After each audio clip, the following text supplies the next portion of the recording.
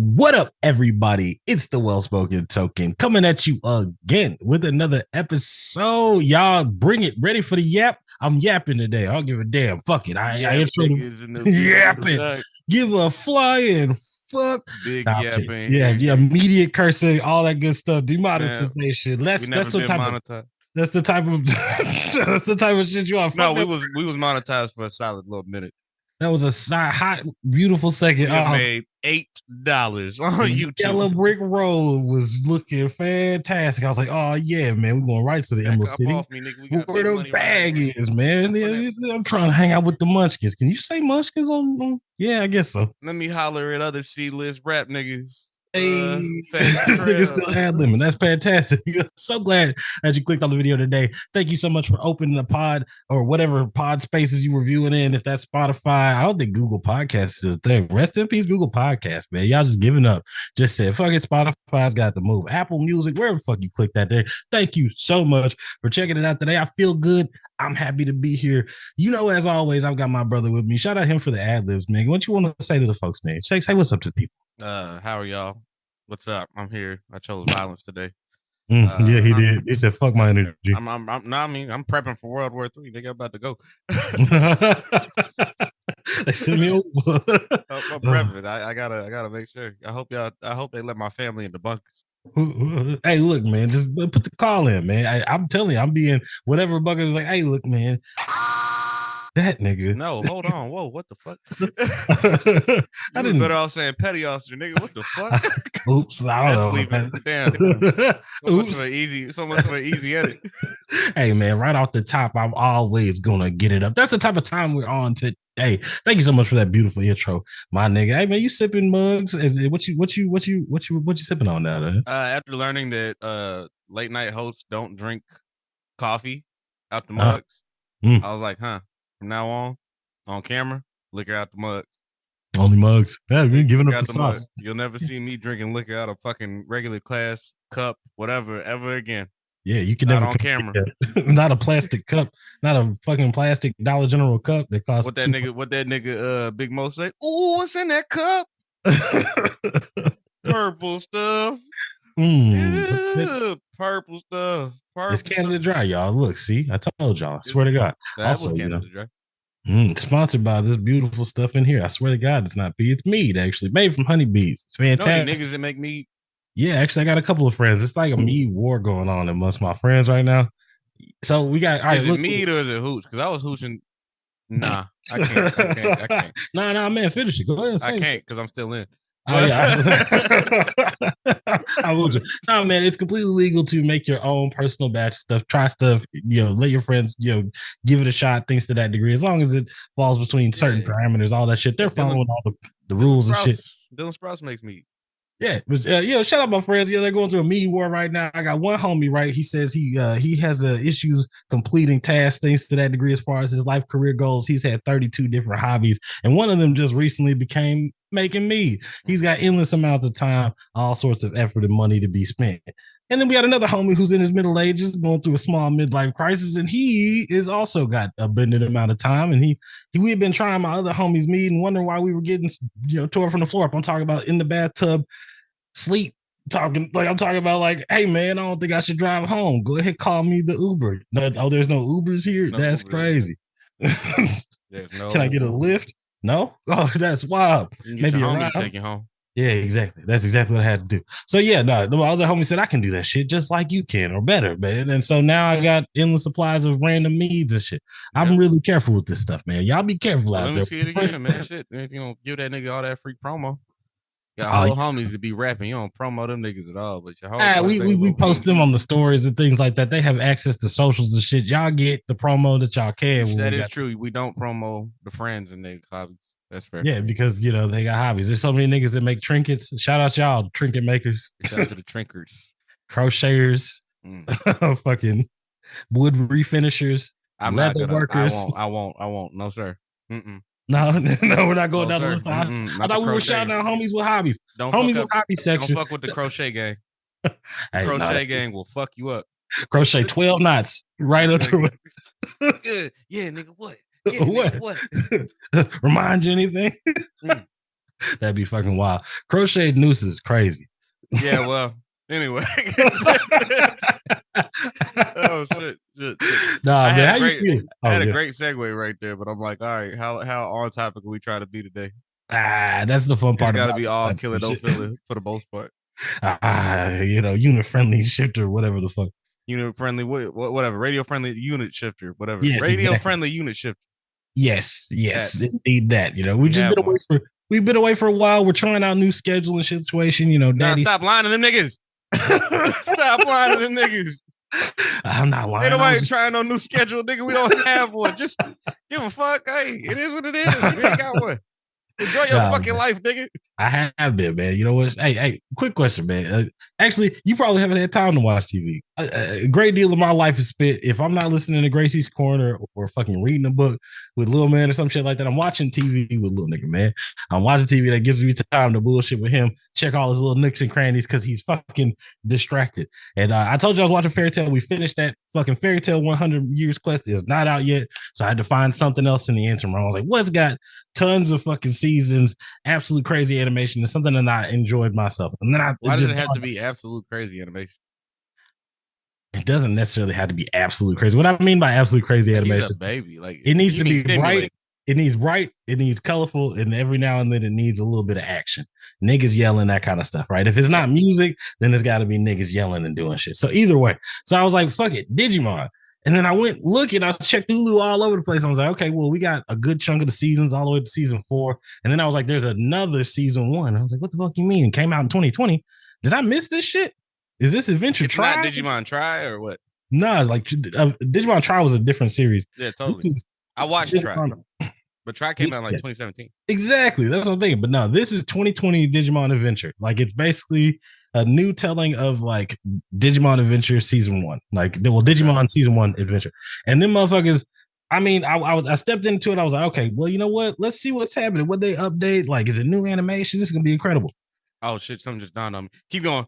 Oh yeah, keep going. Want me to continue, but either way, I was like, what's changed? What's different? So we started watching it. I'm like, God damn, this is incredibly different. Not only are they not starting in the camp, they're starting off with just Ty and Izzy. And I mean, mind you, it's going to get kind of Digimon-y here for like 20, 30 seconds. Bear with me for like while I was right. All right, keep going. I'll hit it when it's time. Keep going. I just hit the button. All right, either way, I'm so glad.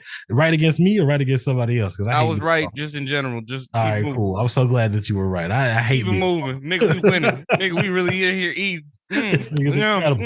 Yummy. All right, I'll savor that later. Okay, keep going.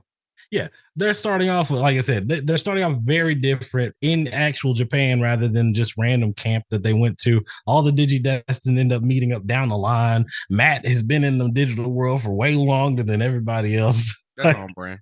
Yeah, I mean, he's already mastered his situation. Well, not mastered, but him and fucking Gabumon have got to Garurumon. Let's put it that way. He's already have like one Digivolution. How long you was locked up, nigga?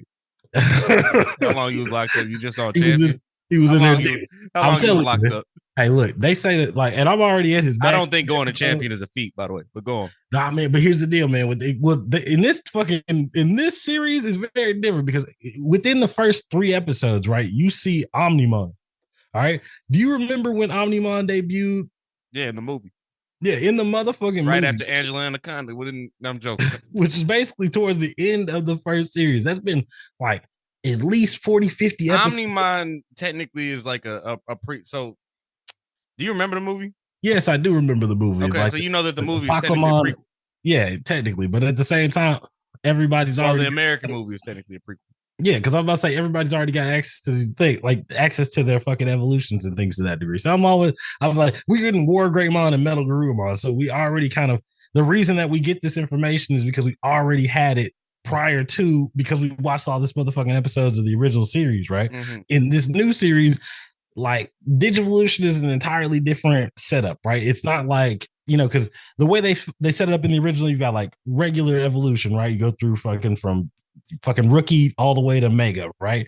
In fucking season 2, you got armor Digivolutions and shit, right? Yeah. Then the third season, you got card, augment, like that kind of shit. Like, yeah. You got fucking basically like power ups and shit for the Digimon. And then Digimon. Yeah. You become the Digimon, right? This is the natural progression of this shit. Them niggas in this new series said, fuck that, man. By the time we get to see like fucking episode 20, we got niggas in armor evolutions, and we ain't talked about armor evolutions. Motherfucking further down the line, we got a moment where fucking Metal Greymon evolves not into War Greymon, but into Blitz Greymon. And I was waiting for the moment where like Skull Greymon, but for Groot. No, he was a good guy. That's the thing. I was waiting for the moment where where Greymon was gonna Digimon in the motherfucking Skull Greymon. All right, but there's no Edamon. All right, there's definitely a Devimon. If ain't no Edamon, I ain't watching this shit. Yeah, that's what I'm saying. I'm like, I ain't watching this. Wait, man, my childhood. This is weird. This is different. Hold on, we're like my girls. Excuse me, my wife. My wife was like, you get used to it. You gotta just You gotta actively tell yourself to say it. Yeah. No, my wife was like, this is kind of like Code Lyoko. And I'm like, you know what? It kind of is. It always was. That's not till the second season, though. The second season. It literally always was. The second season is very Code Lyoko. They weren't real. The digital world was never real, nigga. Yeah. I mean, I don't know. I'm being You can't say that because we live in 2024 now and the internet is a very well place. We weren't then. But anyway. I mean, can you not? Either way, that's a fucking weird philosophical question. But we know we live. I've got fucking presence on the internet. I've got full on addresses and areas in the internet. There's real estate that I take up in that space. My digital footprint's real, man. Like, yeah, I mean, it's still digital, but I mean, like, it's not tangible. But it was real in 2007 too. But anyway, you was talking about Digimon. Yeah, either way, blah blah blah. All these mons to say the shit was vastly different. It has taken me a lot to. But it was good, though, right? Shit. It's not bad. I mean, it's still Digimon. That's the thing. It's like at the end of the day, I'm like, oh wow, I'm still enjoying myself. We haven't talked about a crest. We haven't talked about a dark master. None of that shit. What's the tone of the new series? Darker. Okay. It's darker. So like, I mean, it sounds like it's more akin to the Japanese dub of the original Digimon than it is to the American dub. Because I mean, don't get me wrong. It's kind of silly. Like it's deep. It's Saban. You know what I mean? Yeah. Like we don't want the kids to know the cartoons are from Japan, so and they can't be dark. They can be kind of dark because we've got like devil presence and shit like that. Yeah, but he's not saying like why do y'all get the pizza but I get the crust though. Yeah, goddamn. My homie just showed me that clip again. I was like, that nigga really did say that shit. Because the original we bought that jewel. We bought that VHS. Great movie. I still like. I think that's like it's a relic of nerddom that would never fly now. Oh yeah, no. Because everything has to be like sincere or ironic. It can't just be like Ghost Stories or whatever the fuck. There's like you never watched Ghost Stories. I have watched Ghost Stories. My girl. My wife made me watch that shit. You have to keep telling yourself to say it, bro. If you don't actively say it, you gonna keep defaulting to my girl. No, she had it on she had it on a flash drive back when we were dating, and she was like, "You gotta watch this terrible dub." You never stop dating, guys. But anyway, yeah, man, you always need to be dating your wife. Understand? Yeah, back up, niggas. Anyway. All right. Either way. So you watched Ghost Story because I never watched it. I watched a bunch of clips on it, but I never actually. Yeah, I actually watched. I tried to watch it. I mean, like I'm not saying I fucking finished it. It's funny, right? It's funny. Same way the fucking old Digimon is funny, nigga. Like okay, yeah. In that manner and fashion. Like it was like without the good, like it's obvious that the fucking like the Ghost Stories stuff was like we know this shit's not gonna fucking go anywhere. Yeah, this is not just go ham. Yeah, we're going balls to the wall, real deal, damn near with it. I'm the juggernaut bitch type situation. Like that shit's inspiring because you could never do that today. There would never be. Yeah, there would never be an American dub or an English dub that is such a fucking romp or a joke. Yeah, man, though, I'm telling you one thing about like one thing I'll say is this: like with all the East guys that have come out recently, I've been watching The Wrong Way to Use Healing Magic, and the dub is hilarious. Like the English dub, absolutely funny. Joke. But it's not. I mean, it's a joke. It's definitely there's jokes, but it is a joke. I mean, like I guess it is. It does. It's funny though. It's really funny. I guess it is right. But it's not the same type of joke. Like it's not like. Are we still progressing the plot? Yes. In which case, it's not. Are we progressing the plot without changing the plot? No, we definitely changed the plot. Yeah, they're definitely like we go from area to area. What I'm saying is like, are they changing the plot of the original source material? Is what I'm saying. Oh no, but like some of the jokes have been like Yeah, Americanized. you got to localize the jokes, but like with the American dub of fucking The Digimon, vibe is a little differently. The vibe is a little different in the like sub, but I would say that it's not necessarily on the same vein as Digimon, like season one. right? But that's my point being like the American dub of Digimon, the original or whatever the fuck, right, is a joke. We're not telling the same story.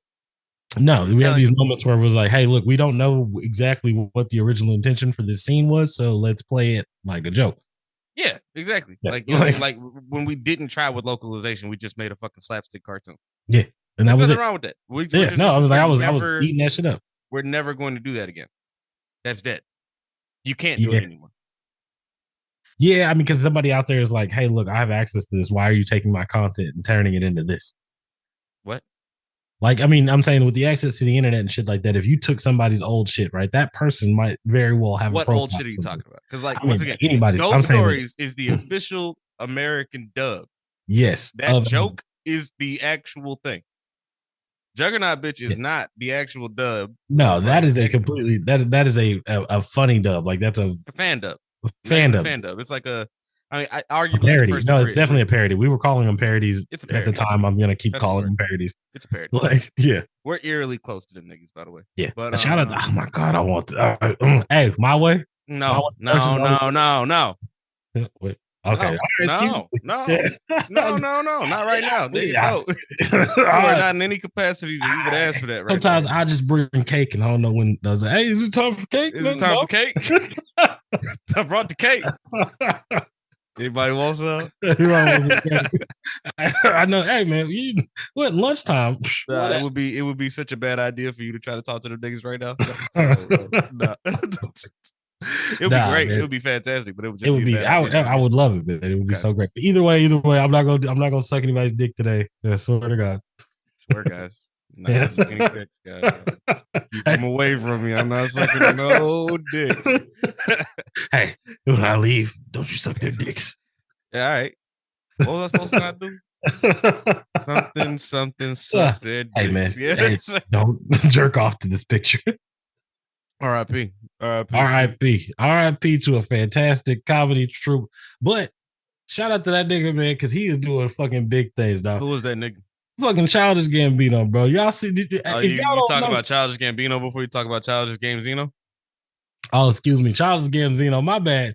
Yeah, the new voice for the new voice for Ty in Digimon, the new series, is fucking Zeno Robinson. Childish Gambino, you know that nigga. He's been in a ton of shit. If you like Fire Force, he's Ogun. If you're into motherfucking what else is this nigga in? Oh my god, he's Dragon Ball Super. I was like Dragon Ball Super. Fucking, he's the second superhero. Shout out to him. He's also in a lot of those other animes that we don't watch because they look too anime. Yeah, there's a lot of dubs that I don't necessarily check out. But nonetheless, I'm happy for that nigga. Yeah, no, shout out to him. I mean, he is definitely he is out here showing that like, English voice actors, one, can do great jobs, two, can be black, and and a black person can voice a white guy. What I'm more happy about over than him just being like in the shit is that he is like actively working. Yeah. And he's doing a lot of niggas will get a job and then that's just the one thing they do. Yeah. Now, mind you, Carrie, I mean, yeah, because but Carrie Payton, right? I'll give props to Carrie Payton. He's goated. Yeah, so like he's a legend. Like, he is a legend. That's like saying Cree Summers. It's like, no, she's a fucking legend. Yeah, she'll never stop working. Yeah, she'll never stop. My children's children will be hearing fucking Cree Summers, right? As the next black character up the road. Yeah. Or evil green bitch. She's always gonna be that. She's always gonna be some sort of slightly urban thing. Which I mean, that's what you go get Cree for. I mean, like you don't go. That is what you get Cree for. Now, we need somebody to play. Before we give light to legends, let's give light to niggas who aren't quite legends yet. Yeah, I totally remember why. Like the reason I got like a little hyped up a second ago was like, I swear, the voice of Matt was black too. I swear he was. So I looked him up, and shit, that's AJ Beckles. Oh, yeah. That's the nigga that plays motherfucking Takamichi. Yeah. Sometimes I was like, wait, I didn't think because one of these niggas look like our cousin, and one of these niggas look like another. No need for me to expound on which one it is. Relatable faces, man. We loving to see it. He got a familiar face. He got a family face. We gonna show the nigga. Y'all be able I'm to not see showing him. What the fuck? Y'all go look him up. Have some fucking respect. Go put some respect on niggas' name. Put some hits on his name, man. Put some hits on that nigga's name. They on there. He was on TikTok talking about becoming a working voice actor, and I think that's important to talk about niggas that are actually like working, not just people who are like who were goated legends and shit like that, who are always going to be viewed and seen. Well, I mean, give them that too. But I'm just saying, like, niggas I'm saying that like one-off roles. Fuck a one-off role. Getting shine and getting shine continuously. Like, I'm very happy to see. I think he's got more roles coming up because I mean, there's always new anime that needs to be dubbed. There's always somebody that needs a new voice, and this nigga is leading man material. Like, I mean, not just like background voice. Already, shout out to them. You know. Both of them are. Both of them have leading man voices, and they still have a tinge of blackness in the urban. Yeah, I mean, because when I was looking, yeah, right, black. We can say black. It's okay. We're a black podcast. We can say black. Niggas. The best ad lib, by the way. Yeah. I don't care what nobody niggas. I don't know, man. When Doja Cat hit that, I was like, okay, no. It was funny and fun. It's funny, but I'm good. Anyway, fuck that bitch. Yeah, nah. Looking at the baby. What? You looking at the baby? You keep looking at the baby. Yeah, nah. You know I gotta check on my niggas. Like, yeah, man, it's all good. Yeah. But fucking yeah, you know, you see that, and this she's not on the docket, but you see that she finally getting what she asking for. Well, her friend, like she wore her natural hair out one day, and they was just going off. It looks like pubes. And I was like, these the niggas you let in the house. These the niggas you let in the house. Don't be in here upset because they finally talking about your sacred cow. But I mean, that's the thing about her fucking. I mean, we put it out there on her motherfucking album cover and shit, and everybody kind of like, you got to see it now. And what the fuck you talking about? Her album cover. I mean, she put I ain't look at it. Her album cover is her natural hair. Is it? Yes. Her actual natural hair. Her natural hair. I mean, it's white, but it's also like her natural hair texture. Hold on. Doja Cat. Be right. Please be right. I hope you're right. I want you to be right. Yeah, I want to be right too. I want you to be right. I want you to be right. The pink one? Latest album. She's wearing a wig in literally everyone. Scarlet 2. That's the Doja Cat Scarlet 2? Yeah. Okay. Because I was like, I know damn well I keep seeing this shit. Nope. No. Now, granted, she is out here. She's got her little fade or whatever, like the blonde fade. That's beside the point. You know what I'm saying? I'm just saying, you lay down with dolls, you're going to get motherfucking fleas. But anyway. Oh, okay. Yeah. Now, here's one picture with her natural hair up here. There it is right there. This one.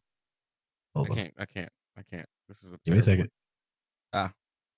This was a mistake. Look. You played yourself. But all right, cool, whatever. Yeah, but you see the hair, right? I don't know what you thought this was. I think that's just the pipeline of you got around a bunch of white folks. I was kind of hoping that you say, is that a carpet? Is that a that's ignorant. What the fuck? I don't hate black women. Anyway. I love black women. I just thought, with the terrible texture, the terrible is a crazy. No. Oh shit, we got him. He not beating them allegations up. Look at your fucking colorist, bitch ass nigga. The quality. No, guys, no. Hey, wait, what's right here? Guys, don't say nothing about this. I think her hair is beautiful. I'm losing my hair. You can put it back, nigga. Stop. What the fuck? Everybody hates me. Everybody get the fucking take your L. Nah. Anyway, nah, but shout out here to talk about her. There is one here. There is. I'm saying her Coachella performance was like the most talked about, raved about shit. I was very impressed with all the press that she was getting about that. She was walking around looking great. There was points where she was covered in mud. There was points where she was in a bunny-ish suit. I don't know if those were like cotton balls. There was a lot of costume changes.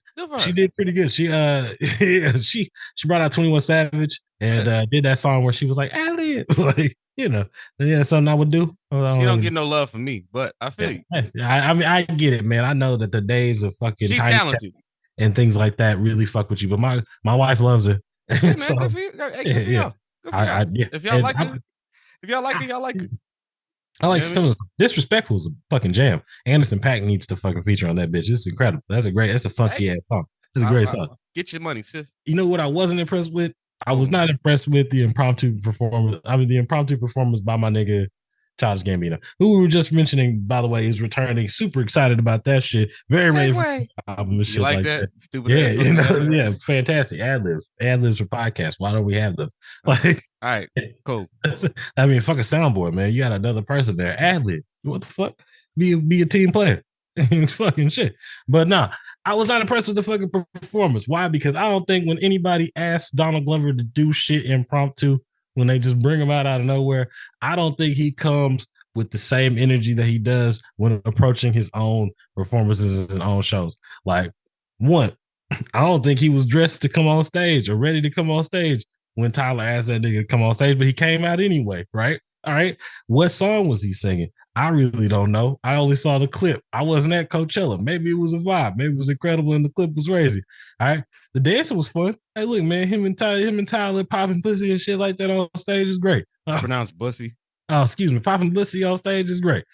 Like, I have a very, very, very reminiscent great times of watching them niggas perform. First time I ever saw Tyler the Creator was in conjunction with Childish Gambino. So where was that at? It was the Hoodie Awards. The Woodies? The Hoodie Awards. Where was that at? In Houston. And that watch the Woodies, nigga. Was it the Hoodies or the Woodies? It's the Woodies. I can't believe the Woodies. I gotta fucking blur out my aunts. Anyway, fucking yeah, it was the Woodies. It was you, me, what's your name? Yeah, it was the Woodies. Fuck me. It was the Woodies. I know, nigga. I know. Yeah. Excuse me, man. I'm wrong. I could be. You didn't like the performance. No. So here's the deal, man. I love Childish Gambino. You weren't impressed. Let me. Yeah, let me give you this. If it was out of 10, right? Because shout out the wedding ring. Gotta show that off. If it was out of 10, right, I'm gonna give it a solid 6. Give it a solid 6 on the performance wheel. Hey man, the fucking excitement meter for just knowing that it was just happening, very, very hype. Very hype. I was like, oh my God, this is crazy. I was excited. Oh my God, my Northern Star. He's there. Okay. And then it was like, all right, cool. here's Childish. You know what I was more excited about and thought was even better of a performance? Charlie Wilson and fucking Tyler the Creator. That was crazy. That was beautiful. So shit. You can't get with you on that. Charlie Wilson was great. I watched the whole performance. Yeah, but fucking Charlie Wilson was great. Donald Glover was also great. He was right. It was 100% great. It was not the most moment. He was because okay, good. I'm sorry. You let me talk. The song they did was "Running Out of Time." Right? "Running Out of Time" does not originally have singing vocals on it. Donald Glover added singing vocals on it. It was also pitched up. That was fucking Tyler saying "Running Out of Time." That was Tyler originally. So Donald came in and added the Donald sauce to it. I thought that was a great. See, that's some underground shit. Not underground. Underground is crazy. It doesn't have to be underground because you have to be a fan of Tyler the Creator and the rest of his music. I'm a fan of Tyler the Creator and the shit that he's doing. I'm not a fan of his latest, the last 3 albums. Call Me If You Get Lost, Igor, and Flower Boy. Yeah. So after he came out, you stopped like. Damn, that's fucked up. Is that the case? It might be. Very possible. It has nothing to do with his preference. It's nothing to do with his preference. He's a legend preference. I still say that he's incredible. I still think that he's very talented. In terms of my day-to-day listen, I'm not necessarily bumping them. That does not mean that they're not fantastic. That's fair. No. You want the destructive Tyler. I feel you. Yeah, I mean, don't get me wrong.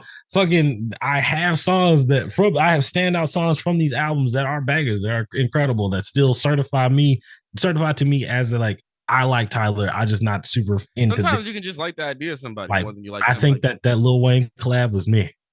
Like, I mean, who was me in the Lil Wayne collab? That's the Flower Bomb. And this is old. That's old. That's old as shit. About, fucking whatever, dropping seeds or some shit. Yeah, some shit like that. These were the things that I was like, hopefully these catch my attention. I think you just like Lil Wayne on specific beats. It's true. I like Lil Wayne with specific flows, but I always like Lil Wayne. You can't really. He's actually he smashed it, but it's okay. You're just not a Tyler fan like that. Yeah, exactly. That's what I'm saying. Tyler be rapping his ass. I am a Childish Gambino fan, so that's my thing. I'm like, shit. You want the nigga to rap again? It's cool. It's true. It's so true. And that's maybe very well where it is. I was like, there was no verse. And I'm very excited about him singing. And I always love him singing, but I like him singing his own shit. And I didn't have the knowledge, right, that this was a previous song that is debuting now for the first time ever with live singing vocals from Donald Glover. Okay, that shit's incredible. That's a moment. That's a big ass deal. So that. It's also 2 niggas that haven't collaborated since fucking Regular Show. That like what I'm Two saying is icons of 2011 Black hipster culture him coming not together. feeling prepared. That's on me because like Donald has Young, this thing healthy, stands taken care of. where he stands and he's like, can he hear? Can he hear? And that's like one of those moments where his awkwardness very much presents itself to me, and I'm just like, is he in the I moment? thought he looked comfortable and happy. But that's my thing, right? I'd be like, I'm over that as a silly super fan somewhat or whatever the fuck. I'm sitting here thinking like, damn, does this nigga really like in his element? And he started dancing. I was like, okay, kind of. He seems like nigga looks happy as hell. I didn't say he looks sad. I just said he looks comfortable, happy. 100% here. That's what I think that not Tyler, fucking Childish in previous iterations would always go overboard. But I think that in this particular situation, he said it. I see what you mean. I see what you mean, but like, kept it subdued. You've heard him in the raps. I went hard, but niggas saying I'm soft. Even Black. Yeah, I've also seen him in moments with like Jamie Foxx in the fucking award show. Well, that was awkward because you called me up here and like it was out of nowhere and shit like that. And like Jamie Foxx is a different type of jelly bean. You know what I'm saying? Like he goes up there and he wants to perform for everybody. Everybody's got to have a party. This got to be a party. He doesn't need a vision because he's just gonna go up there and it's like, did y'all know I could sing? By the way, y'all mind if I sing a couple songs? I'm gonna sing. Hey, these are the Alfonso Ribeiro class niggas. I know people in the audience. They sing. Come here. Get on up here. Yeah, actually, that is very much some Alfonso Ribeiro shit. Oh my God, is that Frank Sinatra? Come here, Frank. Oh, well, it's in you know what I mean? Like, I guess this is a great time to bring this up. I went to see City Morgue a couple days ago. You know who City Morgue is? It's like this fucking little rap rock group. It's got like Zilla Kami. He's a nigga who used to write for 6ix9ine and shit. Okay, gotcha. Yeah. So it's like it's a bunch of rowdy fucking rock nerd niggas. Yeah. So it's kind of like going to a Head PE show, but like for like the new niggas or whatever, right? Yeah. And I was just like, wow, there's not a lot of black people in here, but I expected that. But there's more niggas in here than I expected. You know what I'm saying? Like for every going to Head PE show, like it's mostly white. It's all white. I was there. you went to. I went to one, and I maybe saw 3 niggas. Yeah, but it was 40 people. There was some dude in the cutoff t-shirt. There was some dude. What else would you wear to a Head PE show? But fucking so for every 20 white dudes, it would be like 3 niggas. That's a good ratio. And they're not like dressed like they're trying to fit in. They're dressed like you could tell they're dressed like how they would just normally dress. Yeah. One nigga had a do-rag on, a t-shirt, the whole nine. I was just like, damn, shout out to these new niggas. And I was there with my boy, Rob, and I can say Rob because that's not his real name. Fucking I don't know, it was cool to be there because I was just like, damn, these niggas have no interest in trying to fit in or fucking entertain niggas, right? And I'm just like, that version of that nigga is really just on the way out. I hope. You know what I mean? Hold on. The version of the nigga that wants to entertain everybody, you feel like is on the way out? The version of the nigga that feels compelled to entertain everybody. Because there's no reason for like a nigga like Jamie Foxx to call anybody up and be like, yo, let's do a little song and dance for all the people at the Grammys. Remember, you were very popular in that song that everybody heard. Few million views. Everybody heard it. Come up here and do it for me right now. If you would have told me that song is unimpressive, I would have accepted that, by the way. Yeah, but that's the thing is like everybody got up there and was like, hey man, so many goddamn views, so many people were very into it. It was a very big moment. It was viral in its fucking nature. Oh no, the video is extremely impressive. The song itself is not. No, but the song itself was already put out and done. Like I didn't realize that it was until I watched Guava Island, which took me forever to watch because it was on Prime. I bought it. I was like, it totally doesn't seem like something I would want to watch. Yeah, but it was fun. It was actually really good. If you're a fan of like Jamaican reggae stuff and you're actually like into the rebel situation and why musicians are killed so much and shit like that in Jamaica, like. It kind of in that vein and fun shit, like just little shit. It's a fun story for me. I'll watch it eventually when the hype dies down. But I mean, I don't know. Guava Island, that hype has been dead. There's a degree of hype that is attached, and we talk about Childish Gambino way too much. But fucking, there's a degree of hype that comes with shit that he does that. Never dies. That seems like it's timeless, but that's the timeless is too much. That's dick sucking behavior. but I'm sorry. Whole podcast. He's great. But and you know what? I need to do some self examination too because I'm very against how certain people are fans of things. I am a self hating black nerd. I get it. And So like not even just being a fucking nerd or being a black nerd in any case, I'm kind of bougie, dog. I'm very bougie when it comes to some of the things. I'm not. I just think, nigga, I just think there's a way you can do something and not have to like center your whole personality on it. Yeah, and I get it. Like, I mean, like, hey, look, it doesn't have to be. You don't have to be the caricature. You don't have to be the first thing that people you look at. It's like, oh, I see you. This is what you are, or this is the niche that you live in. I get that. Like, right? There's a performative nature in it all, and Extremely performative. And it's kind of gross. I get it. I get it. At the same time, as a people pleaser and as that nigga that's supposed to be on the way out, like I like to entertain. I'm compelled to. If it's a silent room, I'm kind of like I really need to. Shout out to the niggas for having like not just the Stones, but just the existing in a world where it's like I'm not. The space is mine, and I can occupy this, and it doesn't necessarily make more so that. And I think that I'm happy to see how far people have come. Like to know, like when I walk in this room. Granted, there's no band here, and that's one thing that pissed me off while I was watching. It was like, oh, there's no band here. It was a great performance. It's a track. It's just a track. Yeah, it's rap, nigga. It's hip hop, but it's like hip hop with guitars and shit. Oh, but the guitars are on the track. Okay, gotcha. Yeah, the guitars on the track, and that kind of pissed me off. I'm like, that would have really upped the performance value here. Very much so. Zillakami is a really too as well. Nigga is a really good performer, so I'll give him that. All right, hold on. Like, I mean, you wouldn't see them live, so I mean, like, it's hard to argue with a person because I think that's the best way to see it. Like, when you really want to know whether or not you like an artist, go see them live. 100%. That's typically going to give you the best representation of how they feel about that song. I'm not even a big Zillakami fan, but I saw an opportunity to go do something, and I'm like, yeah, I think there's a scene there. I'll go. That sounds dope. I definitely need. I miss going to concerts. The last concert I tried to go to, my wife decided she wanted to take me to a Dominic Fike concert for my birthday. It was like 3 days. Why you say Fike? Like Dominic Fike. I said Fike. That's what I said. You said Fike. No, I said Fike. All right, whatever. I'm not here. Anyway, don't gaslight me, nigga. Anyway. I mean, you're gonna listen to it later. You'll know what the fuck happened. But now we showed up, right? We got there. We sat down in the fucking rafter seats because my baby is beautiful, pregnant right at the time. Like very like 4 or 5 months pregnant, fantastic with my beautiful son, and we're sitting there hanging out in the rafters, and we sat there for like an hour, and then the opening band came out and said, "We're so sorry, Dominic Fike not coming."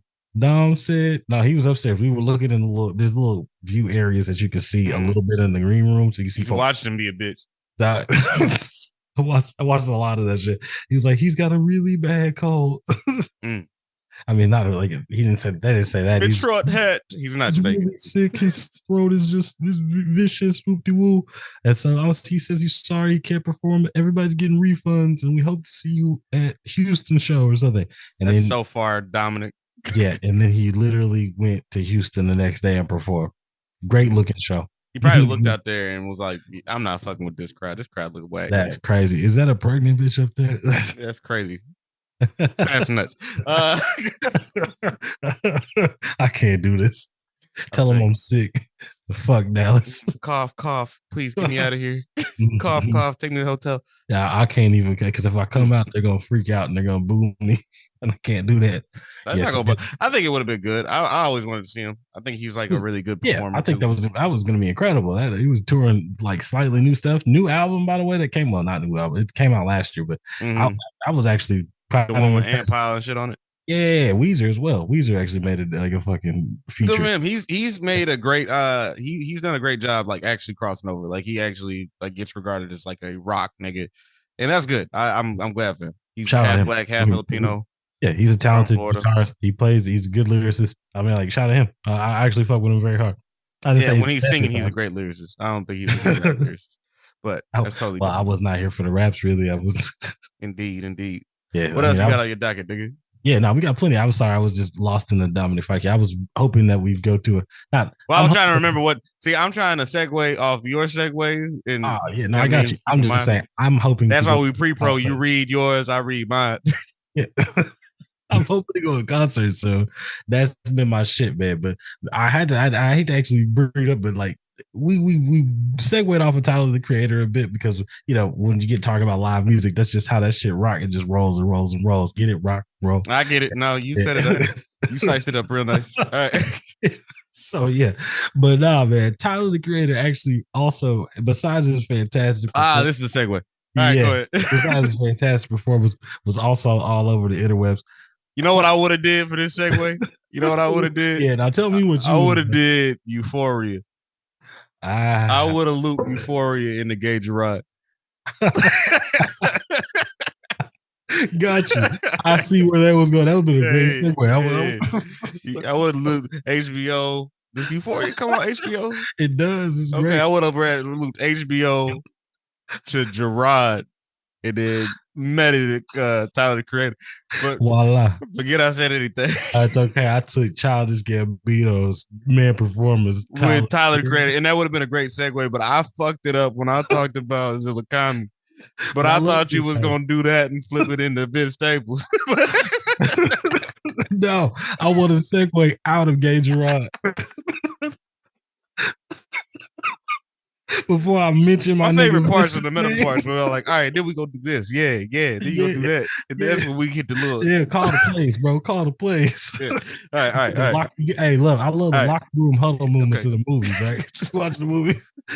We get killed out there, man. Fuck. You gotta guard your man. If you don't guard Sasha, I swear to fucking Christ. Do they know our last name is Sasha? Yeah, of course. Hey, cool. All right, cool, whatever. You cut to another nigga in the shower. Yeah, his fucking best white friend comes out of nowhere, grabs and wraps him up. Oh man, oh, chill out, nigga, chill out. Okay, hey, remember earlier when I told you about this, right? Yeah. Earlier when you was talking about what you been watching, and I was like, I don't know how I feel about that segue. We met. I told you I was trying to watch more Black found footage films like Snow on the Bluff. Yeah. Or where the fuck is Gang Tapes at? Gang Tapes. Oh shit, no disc. Yeah, I got the thing, but I had to buy it on Amazon. Vaguely crippish sounds. All right. Gay Jerrod. Which we love, Jerrod.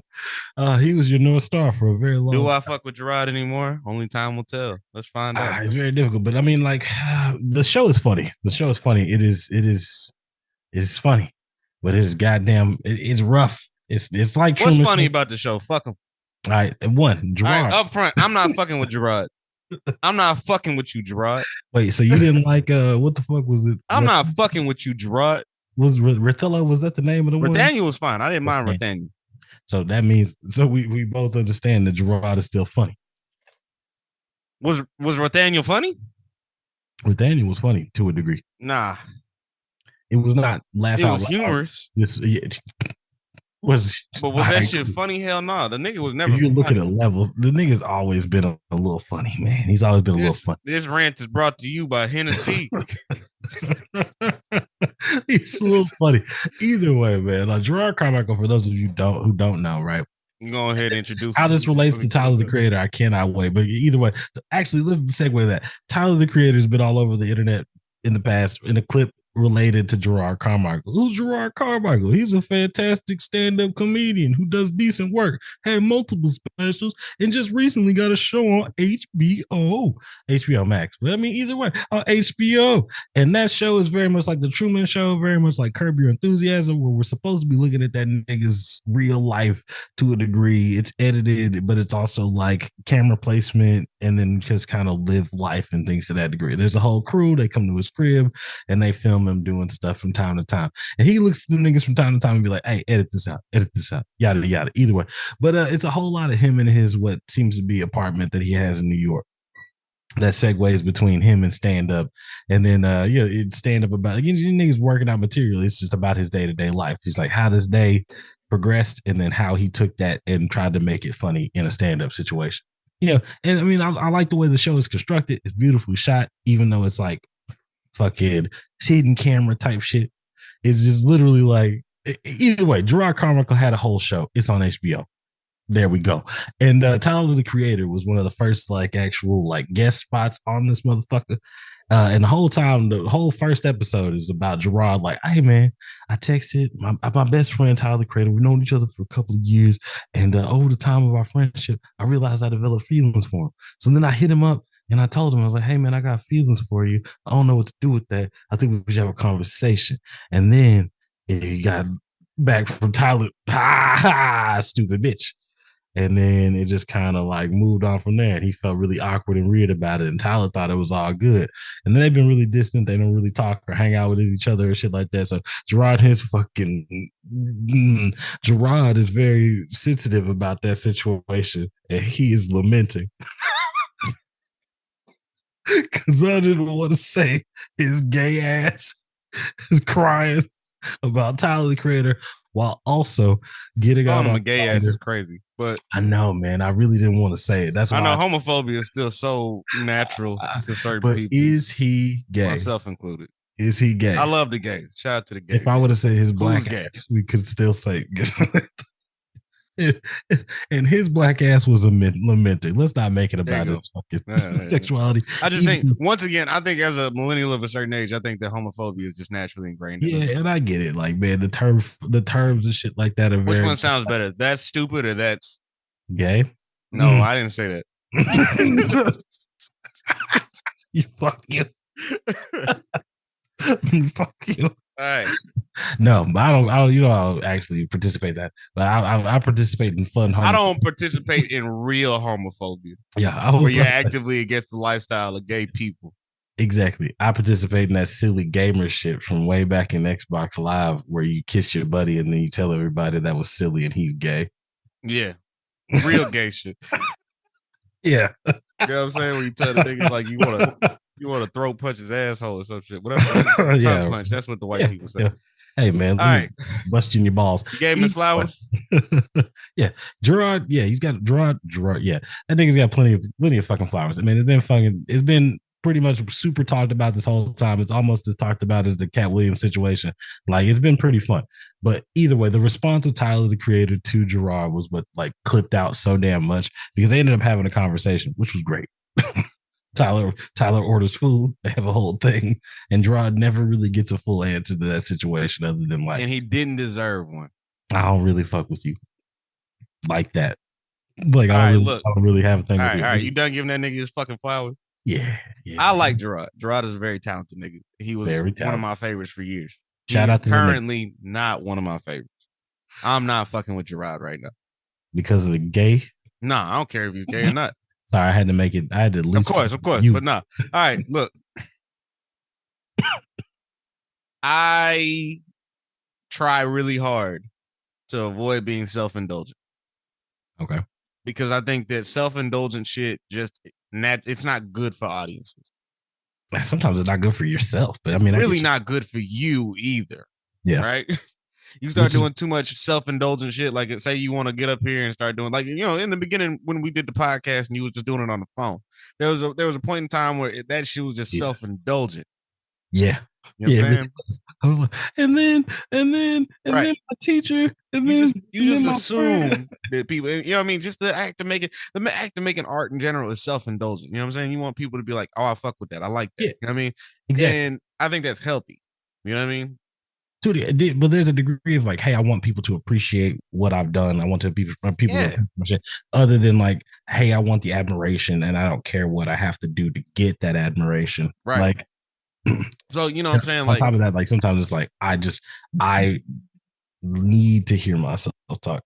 Like, and I think that all artists have that. All artists and niggas who make shit have that degree of like, I want to express myself, and it's okay to express yourself. I implore you niggas to express yourself, right? Yeah, because you never know who the fuck is out here listening. You never know who's got things out there. But I also think that you need to remember what you've done. You know what I'm saying? Okay, funny you say that, right? Remember what you've done. That is one of the first rules when it comes to doing drugs. Okay. Explain. When it comes to doing drugs, right? Hallucinogens, weed, edibles, things to that degree, right? A lot of people have these freak out moments, right?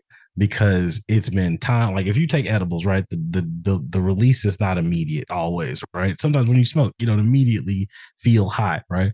And so that time or transition period, right, can cause you to be like, forget you just go about your day, and then suddenly everything feels different, right? Yeah. If you remember what you've done, it's like, hey, I took this, I did ingest the drug, and right now I'm feeling the altering experience. Always keeping in mind that you're on drugs.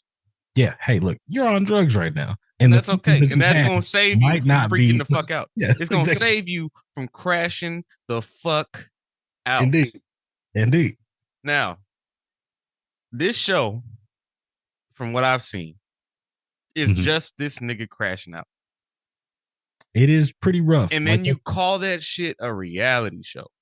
But here's my thing, right? You like funny people, right? Love that movie. Great. But that's a movie. That is a movie, but it is also it's not masquerading as a reality show. Yeah, you're right. Like, it is Adam Sandler playing another comedian, not Adam Sandler. Yeah, it might be loosely based, but that's the power of fiction. Yeah, you can take something fictional, and this is allegedly his real life, and these are allegedly his real friends. True that. You know, the nigga who's in a mask is probably Bo Burnham, right? That is fucking hilarious, but I thought it was his boyfriend. I thought no, it was no, that's Bo Burnham, probably. I can't say that it is, but you know, he directed Nathaniel. Huh. Bo Burnham is Bo Burnham been directing his specials for years now, right? So when he was all like, "This is self-indulgent, this is masturbatory, this is all this other shit," right? I'm like, no, he's right. Yeah, but and I as a nigga who has been inclined to do something fucking, and that's me, I'm talking about me, fucking. Oh, okay.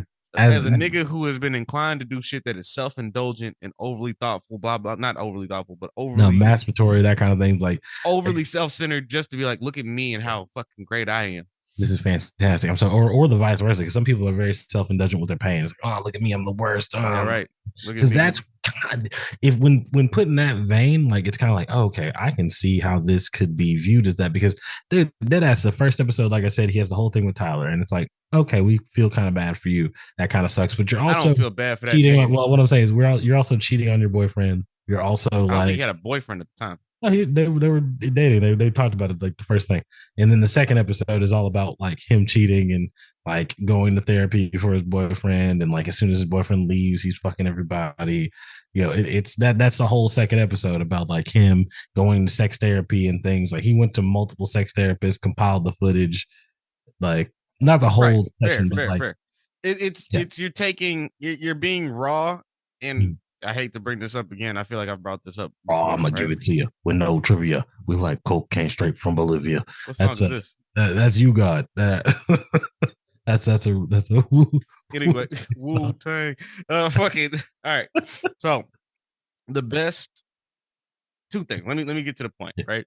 Jerrod is this shit's not it. This shit's not it because it's overly self-indulgent, and I think you're trying to paint yourself in a certain a certain light that is not the truth. Okay. It's with the intention of creating this idea of you. You know what I'm saying? Yeah. But I'm not mad at it. You know what I'm saying? I'm like, at the same time, like, that's that nigga's life. If Joe Budden, right? If Joe Budden in his love and hip hop days, right? Remember that? Which is a reality show, not the same not the same vein. Very much masturbatory. That is very much. It's not because there's producers. It's not like the fucking love and hip hop shit does not say produced by fucking me. True that, but it's not his own. I don't control the edit of this. True. My name is on. If I made a me, if I made a me reality show. And I control the edit. I'm like, ooh, I don't want me to look like that. Actually, quick small segue. You know, R.I.P. OJ. We can talk about how we feel about whether for sure. That's a nigga who will never be able to control his own narrative. The juice, okay, except for when he wrote that book. Yeah, but even then, that's not controlling your own narrative. Yeah, I mean, yeah, it's true. But whenever people had shit to say about it, he never went back and was all like, "You guys can't say that about me." True. Okay? Well, you guys can say whatever the fuck you want to. Here's my book. Here's my other book. Right. And also, another thing, right? Like the main thing, it's self-indulgent, masturbatory, and I think that you're trying to portray something that you are not conveying. Next, we've all crushed on the homie before, not the boy homie necessarily. Yeah, no, but the tomboy homie, the homeboy. Don't even gotta be the tomboy homie. You know what I'm saying? I'm sorry. For me, I was like, I had a couple of tomboy homies that were like, wait a minute, hold on, wait a second. Like, you remember that girl on the bus? No, got mad at me. I know who it is. Yeah, okay. Yeah, we don't got to talk.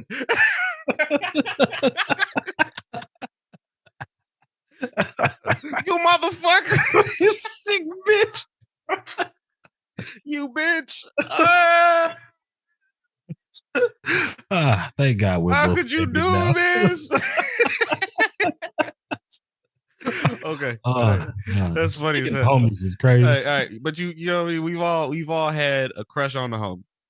I Indeed. think it's okay to have a crush On on the the homie. homie. You Right, like right. them for a reason. You You know what I'm fuck with saying? them for a reason. You know what I'm saying? Sometimes feelings form, and Yeah, yeah, yeah. how you approach that situation is everything, right? Because I don't, you know what I mean? I ain't sometimes you crushed on the don't homie. approach it. I ain't crushed on the homie in years, but Like, fucking when I did, I remember trying to tell the homie how I felt, and I ultimately ruined that relationship. yes.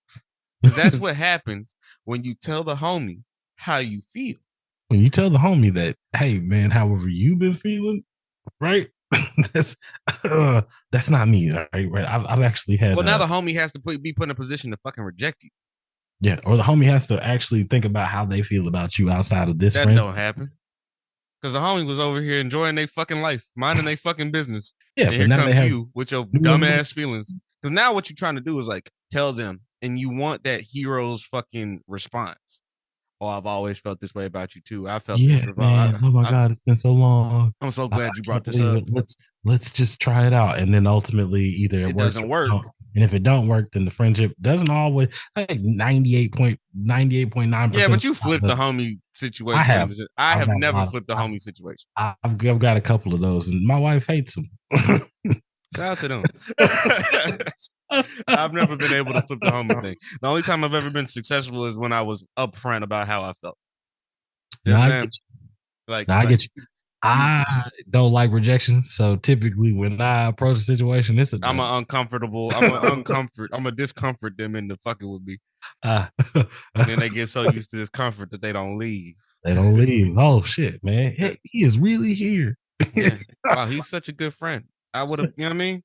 And there's nothing wrong with that. You know, I think that there's times when that works, but it's like when the It's homie different strokes for different folks, bro. But when the like the homie homies are different. rejects you, take it as it is.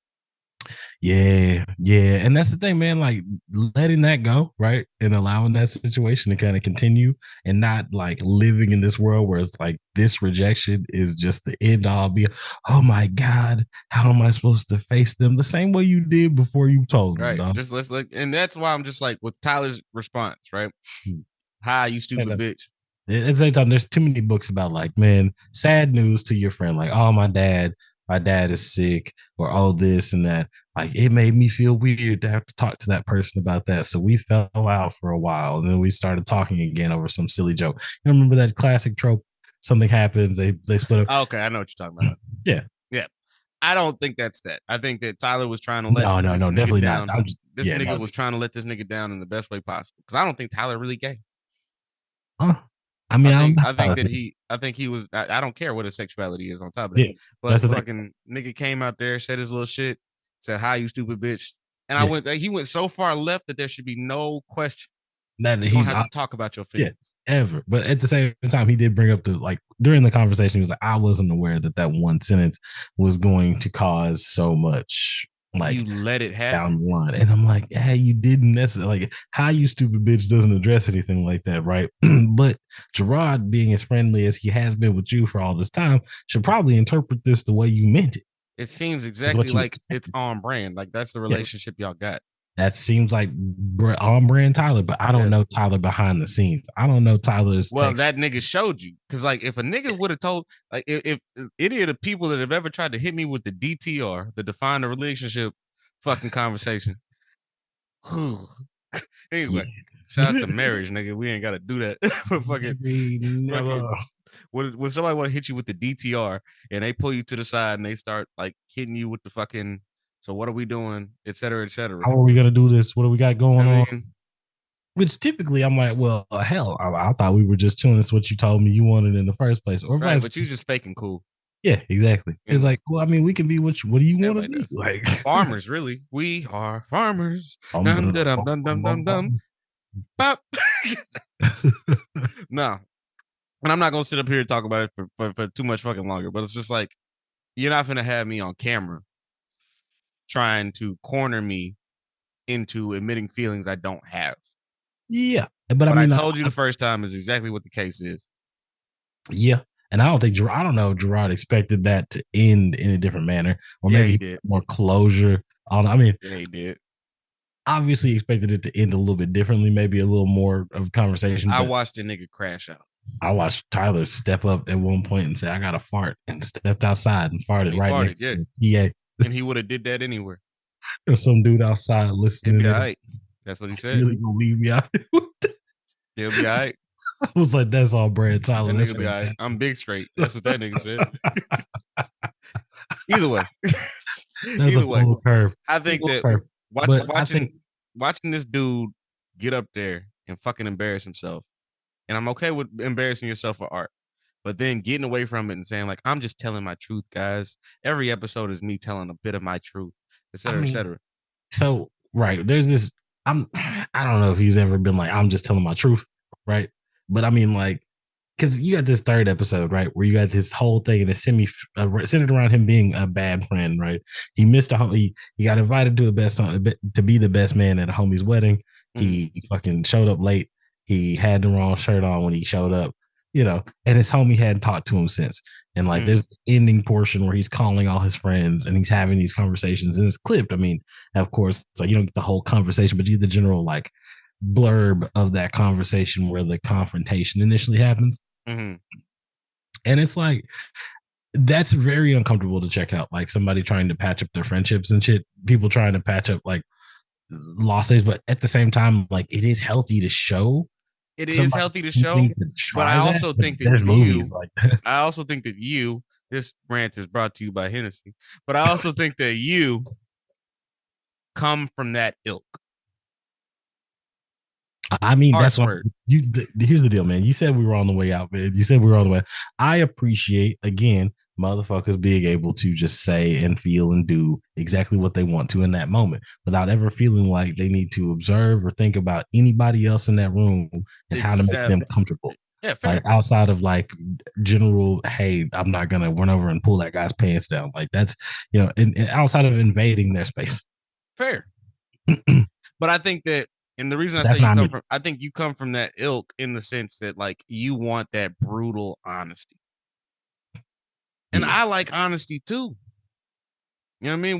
We both like honesty. I want to see honesty in my media, but I also think that at a certain point, you're not being honest from an emotional standpoint.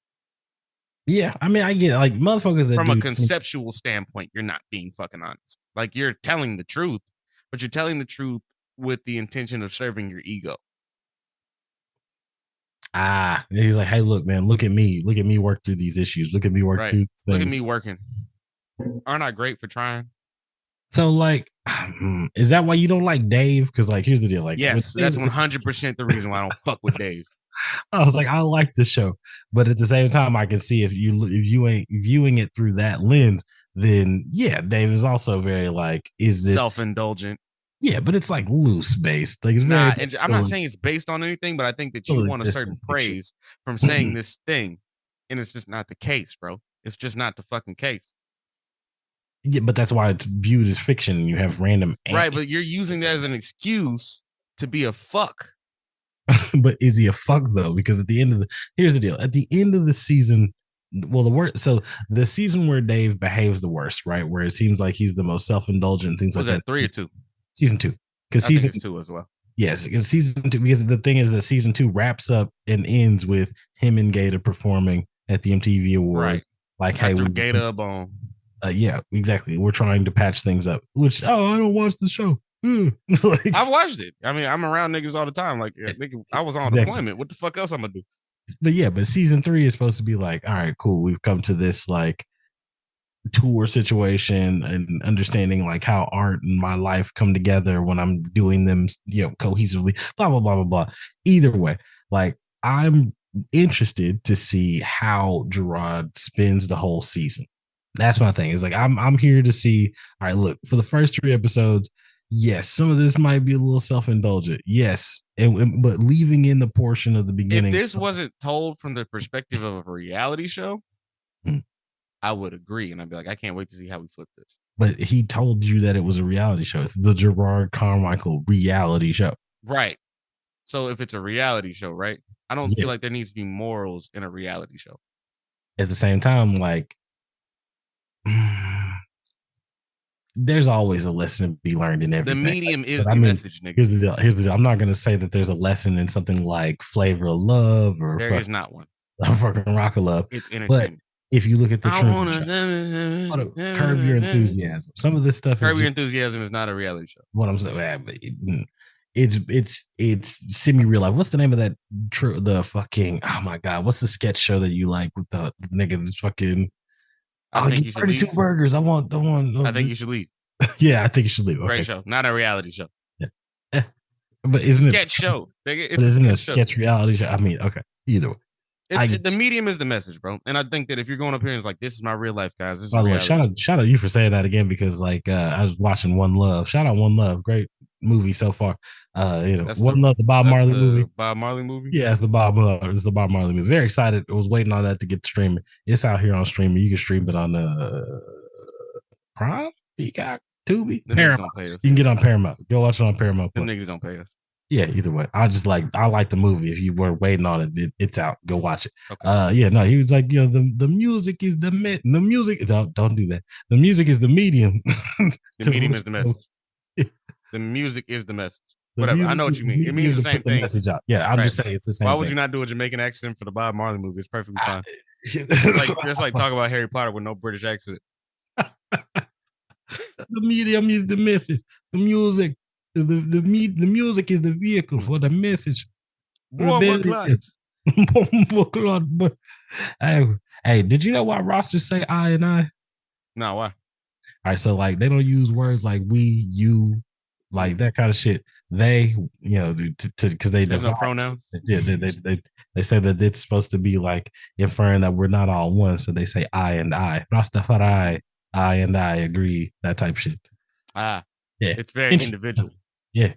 Movies always got to give you a little blurb that you walk away with. Like I got 3 more things on the docket. Yeah, me too. I'm almost done. We got Black Media, but Black Media is very wide open.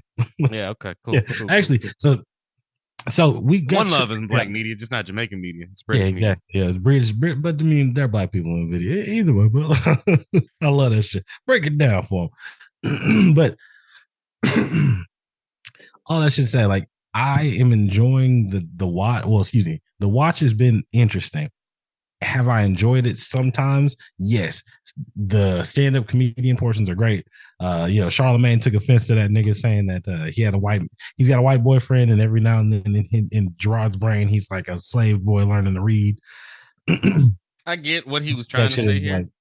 Charlemagne took that shit as some slave play type shit. Jerrod defended. I would also take it as slave play shit. Yeah, I mean, Jerrod defended himself later. I don't like niggas who are smart being ignorant to how their message will be fucking conveyed.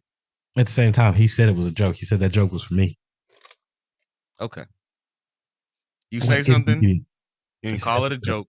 And he's like, that joke. Double down on the fact that it's a joke. It wasn't from my boyfriend. He didn't say that. He hates that joke. Okay, cool. No, I saw the clip. Nigga got got very defensive about his boyfriend. Yeah, as he should. Should he? I don't know how same-sex relationships work. Somebody start talking about my wife, I'm gonna go. Yeah, you gotta get upset. But I mean, I feel like when somebody starts about, I think patriarchy makes me that way. When somebody talks about your partner, you should at least try to defend them at least a little. Partner or what? You can call them partners. Everybody got partners. No. I'm just saying. Like if I was with a nigga who was bigger than me, if somebody was talking shit about my nigga who was bigger than me. You think I'm about to get in? That nigga got him. That nigga got him. He got hands just like me. Yeah, he got it. If we both fight and we jumped him, nigga. First of all, you leading point on the ass whooping, nigga. I'm here to fight for support. Hell yeah, man. I'm throwing elbows and shit at anybody uncommon. I'm in the back looking and keeping the niggas off of you. You still got a whole fight to do. Yeah, man, I'm here to pick you up when everything's said and done, man. I'm truly support. I'd be a terrible gay lover. I'm the guy that I'm Nate Dogg in the Warren G. Regulate situation. Yeah. I would bring patriarchy to gay relationships. I feel like that would be a thing that's hard to not do, especially considering the motto, don't be no bitch. Like I can't be no bitch. I can't be no bitch. Exactly. And I don't think I would be with somebody who is a bitch. So you know what I'm saying? 2 strong niggas Two strong niggas. Just two strong niggas, strong nigga. Anyway, maybe that's what Jerrod's missing, the strong nigga. Well, I mean, I just, even if I was maybe that's gay, why he's right? mad that Tyler said even no. if I was gay, I don't feel like I would date niggas either. Not because I don't feel like I'd be attracted to niggas. I would feel like I would never want to do that to I'm not dating niggas now. I mean,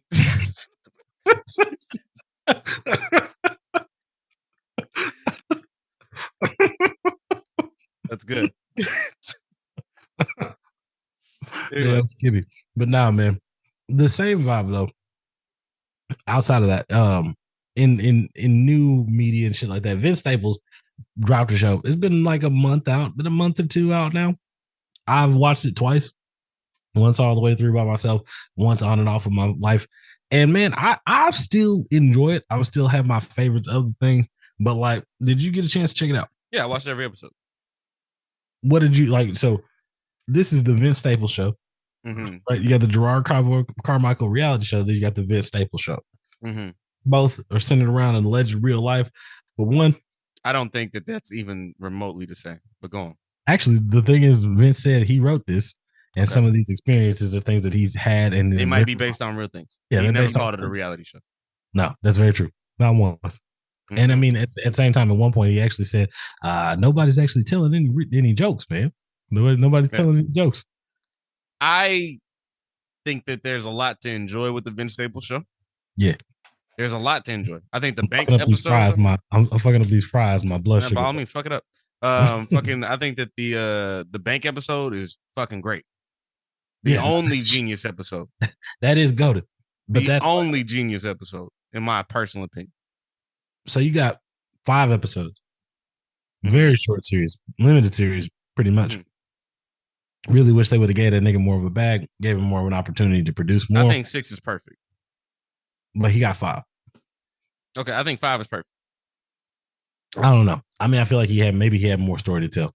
But 5 is perfect. It definitely does give you a good representation of what the fuck he's putting out. But like, if you stack it up against like Atlanta's 8, right? First season had 8 episodes. Mm-hmm. Well, I guess you have more chances to hit with 8. There's what I mean. And which one? 8 episodes of what? Of the first season. First season has 8 episodes. Of Vince Staples show. No, first season of Atlanta has 8 episodes. Okay. Yeah, I feel like you got a more chance to hit, like, right? Because not every episode of the first season of Atlanta, to me, is a genius episode. I think upon first viewing, yes, it's a great. They hit. Well, I mean, they were time changing. Like this is the thing that you said that you don't like about Childish in the beginning. It's like the fact that everything he makes is incredible. First episode of first season of Atlanta is 10 episodes. But 10? God damn, they got a big bag. Well, that's because he's already proven himself. But go on. That's true. So he had double the episodes to actually do something with this. Like, so you obviously got to make some of the. You can tell a full story. Yeah, like that's what I'm saying. You got to make some of the comparisons given that. And I'm like, I don't know if I think Vince did the best he could with the Netflix deal that he got. The bank episode, right, to me is like the jail episode in fucking Atlanta. Okay, all right. At first I was gonna fight you on it, but all right, I get. Like, I feel like they both have like this. I think that is the thesis statement episode. Exactly. They give you exactly what he's looking to say and what he's looking to do. It's like, this is me, right? In the show right now, this is me. I went to a big somebody to try to get a bag, right? I couldn't get the bag. I finessed it. But he also, I think it's also worth. Well, finish what you were saying. Oh no! Like, it's with somebody else to get the bag, had to finesse it my own way, and this is how we got it in. And then the ending of it, right, is very much to me like, and I've been making a lot of Wu-Tang references lately, but it's like at the end of Protect Your Neck, right, where the head gets cut off. It's like, okay, cool. Like, that's how the Protect Your Neck video. You know the narrative of Protect Your Neck. Yeah, man. Hey guys, I don't fuck with Wu-Tang. Anyway. Yeah, man. I told you that I've been really into it. I've rewatched the series. I watched the series on Hulu to go to sleep with my kid at night. 9 fan fiction niggas. But I also create rap music from the perspective of Asian karate niggas. And mafiosos. Also watch the documentaries, different shit like that. But either way, yada yada. Same type of vibe, right? Like, you know, at the end, which is very funny, it's absolutely different. That was one of the most unexpected moments for me, right? Coming out of the motherfucking bank. Okay. I mean, do we spoil it or not? Yeah, go ahead. Yeah. So like upon like the coming out of the banker situation, when the banker gets shot in the head, that shit surprised me, but also was so fucking funny. That shit It's funny. that was like it was hilarious. And I'm like, damn, it's not a joke, but it is a joke. Like because it means more than just that banker getting shot. It's also funny that he know not to put his hands like just different shit, man. Like it's like different things culturally that's like, I'm hey, not finna get jammed up for this. exactly. And you notice that, like, hey, man, there are some things that we do instinctually when dealing with the police, right? Or not we, not everybody, but yeah, but like many of us. Yeah, many of us have learned that there are some things you have to do with when encountering the police, especially in a high tension situation. Yeah. I gotta de-escalate. Yeah, that motherfucker walked out and was completely fucking what's the word I'm looking for? Was a fucking loosey goosey. That nigga was too goddamn loose, too goddamn comfortable. You thought it was sweet, fucking reaching and shit like that. Nigga thought it was sweet. You need to slow your fucking roll. Sit your dumb ass back. But it's also funny that he made that deal with that guy, so now he's got to do that shit all over again. I thought it stuck. That's what I took from the story, from the thing. Like I got what I needed from the people, and I think that's what I like about the episode. Like we were able to say something, and it's open ended. Yeah, but it's not open ended to the point where I didn't give you anything to draw a conclusion with. Where I think that like most of this shit fails because we see that he got the bag because his cereal is mentioned in the last episode. Yeah, yes. Because to me, it's just like if you breadcrumb me into drawing a conclusion, and there are multiple conclusions to draw, I need to know that I have enough shit to draw a conclusion. But question, right? How do you feel about the Rick Ross situation? Right? I thought that was great. I was like, that's my favorite part of the episode. Rick Ross sitting there with all of his different brands, all down in front of him. Yeah. You want a chicken wing, lemon pepper? I think that was the best part, honest to God, because it was just like you have a nigga that made a way to do it, and he's offering you the way out. He's literally telling you like, I can finance you, and he's like, nah, I want it my way. Yeah. And I'm like, wow, that's fantastic. Like, there's so many young niggas out there who need to understand, like, yeah, you can get the handout, but the handout should be the last resort. Yeah, it was fucked up because my favorite part is definitely when they get into the bank vault and it's already been it's already been fucking got. But the thing is like, man, what the fuck? We late to the robbery. He's like, nah, you guys got by a heist. This a robbery. That's beautiful. When I first read it, when a nigga tweeted it, I was like, that's shitty. But then I saw it in real time. I was like, oh, that is smart. That is smart. See, this is a heist. I mean, they had a heist. That's a heist. It's a robbery. And the beauty of like a robbery versus a heist is the subtext there. Because like with a robbery, it's like, you see my face. This is a very hands-on interaction. Very close. A robbery is like, it's like a fight. Yeah. You know what I'm saying? I'm coming to take your shit. And not just take it. With a heist, it's like sniping a nigga. It's like I meticulously put this shit together. I utilized all types of other different strategies, and I made it as tactics versus strategy. It's a beautiful episode. Yeah. Beautiful episode. Now followed up immediately by the fucking I think it's the carnival. No, it's family reunion. I think family reunion. Family reunion is meh. Like it's good. It's the second best episode. I do love like wow, fucking why are we black? Yeah, I hated that. I thought that shit was hilarious. Because what does that mean? Why are we black? That's exactly the question, right? It's as much as it for me. That's in the same vein as Darius asking, "Where's the dog with the Texas on?" That's not the same. It seems like very because much one of these is like so obviously surreal, stupid, but I could probably draw a conclusion if I thought about it. And another one is why are we black? Why are we black? There's a billion different contexts. I'm not a billion, but there's a couple of different contexts you can take with that. Why are we black? Black is supposed to be beautiful. Black is pride. Black is all this. Why are we black? But then there's also the why. There's also the why are we black? Like why are we niggas? Like why are we not niggas? Why are we black? Like why are we behaving like this? Why is it so like black? Also why like this is crazy old uncle asking silly questions. I can't give it that. But that's just me. Like I thought it was good. I think that if there were other writers on this show, it could have been really, really, really good. So you feel like Vince by himself kind of did the best he could, and with what he had. I think that in the first episode, right, is the worst episode. First episode, worst episode. My personal opinion. I mean, I don't think it sets the show up very well. Pink House, that's the name of that. Pink House, like right? Yeah. First episode and the last episode was not fucking with it. You ain't fuck with you. And then I got put on the hood. No. I thought that funny was hell. I thought that shit was funny as hell because they didn't write that. That nigga just started singing. Yeah, I didn't like it. I mean, excuse me. They put in that he was supposed to be performing for him, but as far as the actual singing, so that's improvised. Right, I get it. It's a lot of song and dance. I mean, but like, this shit kind of falls in the same vein as like Insecure because Vince Staples had the show on YouTube first. Yeah, and I didn't like that. It was all, but that was all improv and shit like that. That was another situation. I don't know if it was improv or not, but he said like I didn't like it. This was interviews and shit like that. That was all improv. Okay, cool. I just didn't like it. He did a bunch of fucking classes and things like that, and then he was like, "All right, cool. Like, let's try to give me the bag here. I've been in these movies. I've been here. Let's see if I can direct and put out my own show." I mean, I get that you didn't like it. So, I mean, you didn't like the family reunion episode. I didn't say I didn't like. I think it's the second best episode. Oh, okay. Hold on. That's what I was about to say. Yeah, you did give it this flower. You just actually criticized it, which is something that's hard for me to. Well, you criticized it. That means you don't like it. You must not. I want it to be great, and I think that's kind of like the that's gist your, of what that's it your is. Situation. That's why you have the problem that you do have with it. I can do bad, and I can do amazing, and I can do almost good. I can't do meh. I can't do meh. Some little nigga said there's only 3 genres today. There's trash, mid, and what the fucking and goat. Yeah. I was like, yeah. I did see that shit actually passed around, and so, I mean it's pretty much true because it really don't. It's mid. I don't want to live in that world because I want to live in a world where mid exists again. I mean, because like at first I felt like I was being too hard on the fucking Vince Staples show for being just regular. Not regular, but like as far as Afro surreal shit goes, this is kind of like on the low spectrum. So wait. You got 5 episodes, right? Out of those, like you got 2 that you say, one. I think there's 3 episodes that are strong, and that's enough to be like. That's more than half, dog. That's more than half. That doesn't make it good. That's okay. That makes it okay. And I think that there should be a fight to have shit that is just okay again.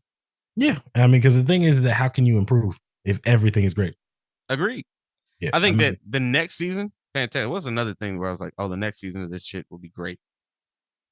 Oh, fuck, it was something I can't remember. I kept trying to finish like I'm a Virgo, and I was just having a fucking time with it. We got to a weird sex scene. The Batman. That's what I said about the Batman. Oh, yeah, with Paul Dano. Yeah, no, it very much felt like Batman Begins. Because and I like Batman Begins, but I'm also just like it's the weakest of the bunch, like of the trilogy of the Frank Miller shit. Yeah, no, Batman. No. That because I like Year One. Year One was great. I mean, of like Christian Bale. Christian Bale. Yeah, Christian Bale. But I was Christopher Nolan. Christopher Nolan's fucking run of Batman. Like he had 3 movies. Yes. Batman Begins. I think Dark Knight Rises is the weakest of the 3, but that's because like for me, Batman Begins felt really kitschy.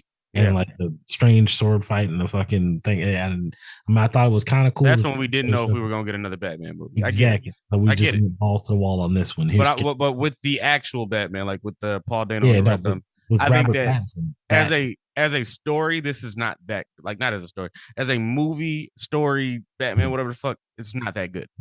But at the same time, this very much. Yeah.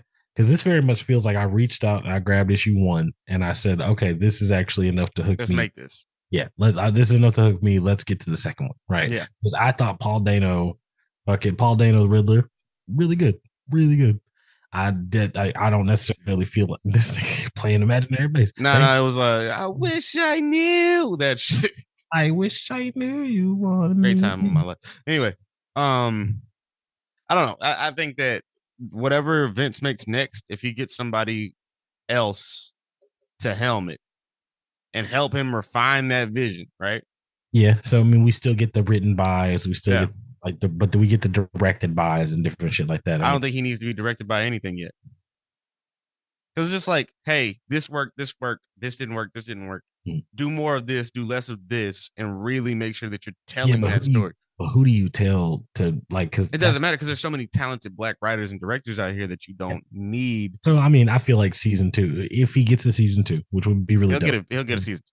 It was worth it. I feel like they made enough money. Shout out Vince for telling people to hit the like button, hit the love button, man. Show your love. Yeah. Of course, I'm gonna show love because I want the middle. Not a lot of people. That's what I'm saying. Like, not a lot of people put it out there that like, hey, look, if I produce something and it ends up on Netflix, if you like it just like on YouTube or anywhere else, this engagement does indeed help me. It This does. is just some random rating system because the thing is, I think so many people are used to streaming services as a venue for like movies and old movies, TV shows, and things like that that they used to like enjoy.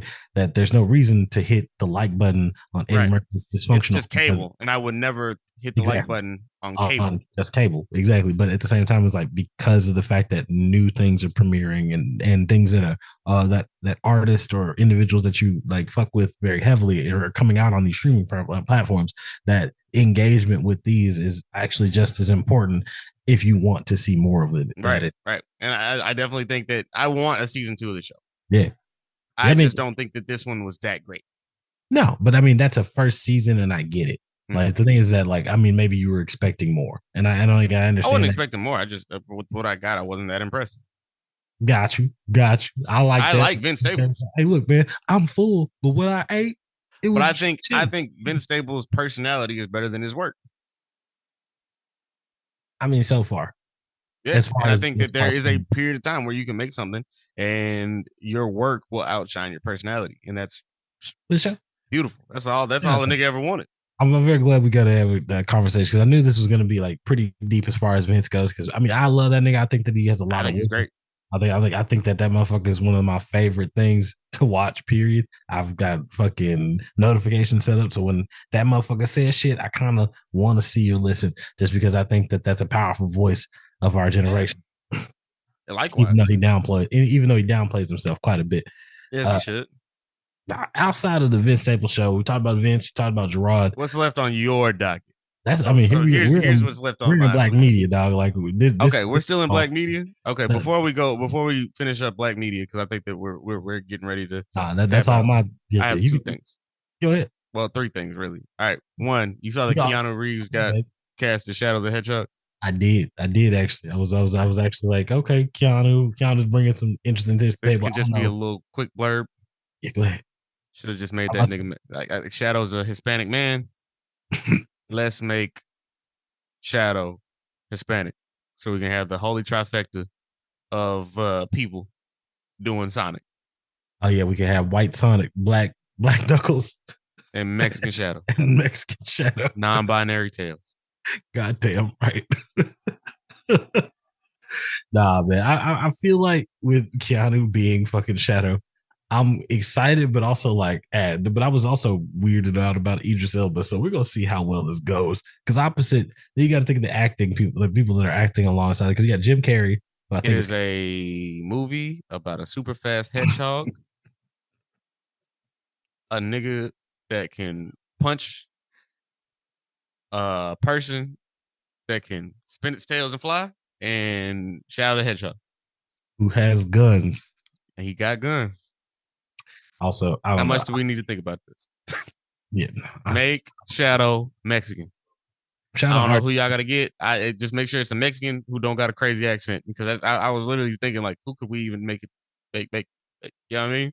Who could be Shadow this time? Pedro Pascal again? Pedro Pascal. We do love Pedro Pascal. What's the nigga from Andor and also Rogue One and also Michael Pena? Diego Luna. Diego Luna as Shadow is crazy. Yeah. I like that. That would actually be good. Why not Bad Bunny? Manolo. Look, man, that would be stupid. Don't listen. Buddy's one acting role that I've ever seen was Bullet Train, right? And he didn't really say much. I didn't watch all the Bullet Train. Happy they didn't. I did. I loved it. Everybody did. Arana Hitoshi. All right, I don't need to spend more time on that than necessary. Give me what else on your document, man. What else? All right, what else you got? You can finish on Black Media. I told you we've been in Black Media this whole time. Okay, cool. But we can finish on Black Media. I just want to make sure I said that about Shadow. Got you. Because I was gonna say I thought there was one more thing we were very excited about. There's 2 things. Yeah, that I have. Give me them things. I guess we just because I'm like, because we don't. Do we want to talk about the Book of Clarence? Because I feel like that could be a whole video about the what? The Book of Clarence. Yeah, you heard about the Book of Clarence? Oh man, Lakeith Stanfield, right? I know what happens. Well, I know about Book of Clarence. Yeah. Do we want to end on niggas losing jobs and being bad at things? Who lost their job? The nigga from X-Men. X-Men 97. Yeah, let's get there. Let's get there. We do Okay. actually. We do Bo that. DeMaio, he got fired from X-Men 97. X-Men 97 has been doing fucking fantastic. It's fantastic, and I don't understand how I think something. it's an ugly show. It looks like Archer, but It's supposed to. It looks exactly like it did back. no, it doesn't. No, it doesn't. No, it doesn't. No, Well, it it looks doesn't. better, No, it but doesn't. it's the same art It looks style. debatably. It looks objectively better. Yes, objectively. Yes, objectively better, but it's the same art style, which is why we keep Same art style, objectively better. I like the old one better. That's because you're watching it. There's texture. Did you watch it on CRT? Did you watch it on CRT? You know I did. No, I did. You know I did. You know.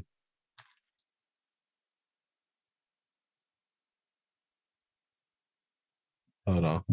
Go for it.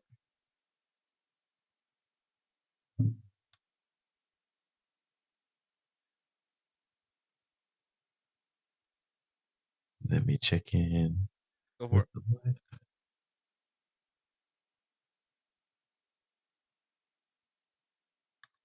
Okay, we should be good.